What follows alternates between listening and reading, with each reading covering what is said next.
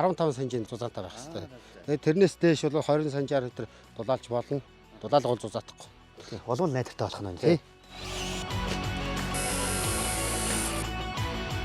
Иргэд маань дулаалга хийх технологийн дагуу хийгээгүй, стандарт зузаанаар нь хийгээгүй, улмаас юм тодорхой хувийн дулааны алдагдaltaй байшингууд байдаг. Тэгээд ямар зузаантай дулаалга хэрэглэхээ сайн мэддэггүй. Тийм болохоор Монгол Азалт компани маань ийм зориултын дулаан алдагдлыг хэмждэг багжаараа одоо гадаа хасах гаражтай болсон үед ингээ хэмжээд дулаалгын материалын тооцоог нь хийгээд өгөх боломжтой байдаг байгаа. Нэмж дулаалгатай ер нь яаж дулаалах вэ? Эхлээд ямар ажлуудыг хийсэн байх шаардлагатай вэ? Нараа маань зангидна.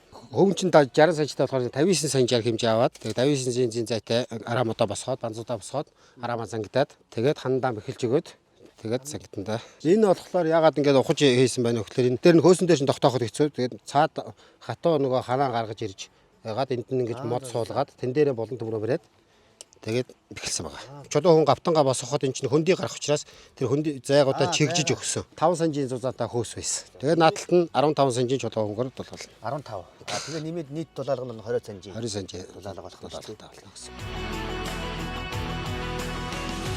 Их дулаалддаг. Тийм учраас энийг доош нь ингээд 10 см доош нь буулгаад арамаа цангидсан байгаа. Чулуун дээр болохоор ийм зайгууд гарсан байгаа. Тэрийг ингээд жижиг чулуу хөнгөр чигжээд тэгээд дээрс нь базалтаар шахаад явна гэсэн үг. За ингээд энэ чи одоо хэмжээр хэд байгаа вэ энэ чи? Хуртаашаа метр, өргөш нь 60 см. За. Тий. Метртэйгээр ингээл тавьж байгаа шүү дээ.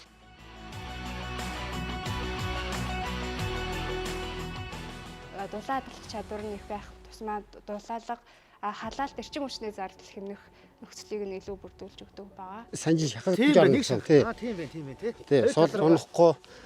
Бас илүү нэг зай гарахгүй гэдэг утгаар нь яаж ш тий. Ихгүй дотоо хайчгийн энэ хоёр талаас нь зай гарах гэдэг тий. Хатуу болохоор энэ чи ингээ голж байгаа дунаад байхгүй. Шууд ингээл оравчих юм байна л да. Дулаалгын материалаа давхралж хийж байгаа тохиолдолд одоо энэ нийлж байгаа амыг дарж зөрүүлж хийвэл илүү үр дүнтэй дулаалга болдог байгаа.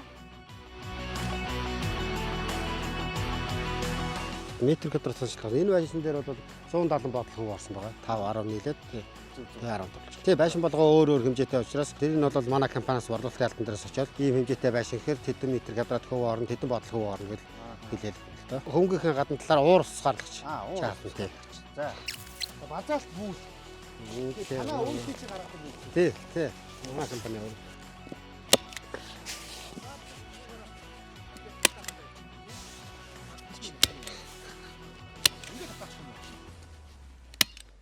Усчийг нэвтрүүлэхгүй усчигнээс ховны дулаалга хөвн юугаа хамгаална гэсэн. Гаднаас одоо усчиг хамгаална. Тий. За цонх хаалганаас гадна энэ айдлал дээр бол энэ хан суур хоёрын завсраар залгаагаар их хүйт талдаг дотор нөхдөд толгойн сэнгэндэг байсан гэж байна. Тийм учраас энэ ханныхаа дулаалгыг суурлуу 10 см доош нь буулгаж өгч дулаалсан байна. Тэгэхээр энэ завсрын нөгөө сэгдэг байсан сэгэлтийг зогсоож өгч байгаа. Сайдыг хэлхийг гэж байна. Одоо энэ рүү сайдыг энэ дээр нь тавиал. Тэгээ сайдыг богоо явуулчихна. За модоо араамнууд дээр ширхтээ явуулчихна. Цаана амлгааныхын цаатал дээр хөнгөө дэвсээ дулаалж. Яг энэ тараадаа тэгээд авчих юм шүү дээ. Тий. Ингээ цаасны хөнгөхийн зузааны ингийг тааруулаад цонхондоо тааруулаад ингээд дулаалч гэсэн. Тэгээ энэ дээр нөгөө нэг амлгаа юм ирэл. Тий. Юм шүү дээ тий. Дээдлэлт нь бас ялгаа авахгүй тий. Дээдлэл хажуу талаа бас ялгаа авахгүй.